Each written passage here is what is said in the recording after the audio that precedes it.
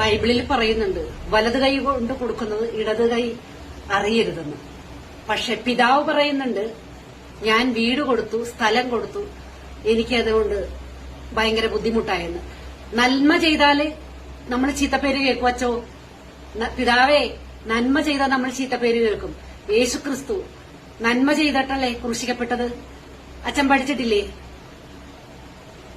നന്മ ചെയ്താൽ മാത്രമേ ക്രൂശിക്കപ്പെടുള്ളൂ. ഒന്നും ചെയ്യാതിരിക്കവൻ വീട്ടിലെ മൂലയ്ക്ക് കിടന്നുറങ്ങുന്നവന് ചീത്തപ്പേര് കേൾക്കില്ല. അച്ഛൻ നന്മ ചെയ്തു. അതിന് പലവരും പല മനുഷ്യരും പല രീതിയിൽ പറയും. പക്ഷെ അച്ഛൻ ഈ പറയുന്നത് തെറ്റാണ്. ഒരു പാവപ്പെട്ട വിധവയ്ക്ക്, 2 കുട്ടികളുള്ള വിധവയ്ക്ക് അവര് ചെയ്തത് എന്താ തെറ്റ്? അവര് റീൽസ് ചെയ്യുമ്പോഴും ഫിലിം എന്താ ചെയ്യുമ്പോ അവര് കുറച്ച് മോഡേൺ ഡ്രസ് ഇടുന്നതോ മേക്കപ്പ് ചെയ്യുന്നതോ?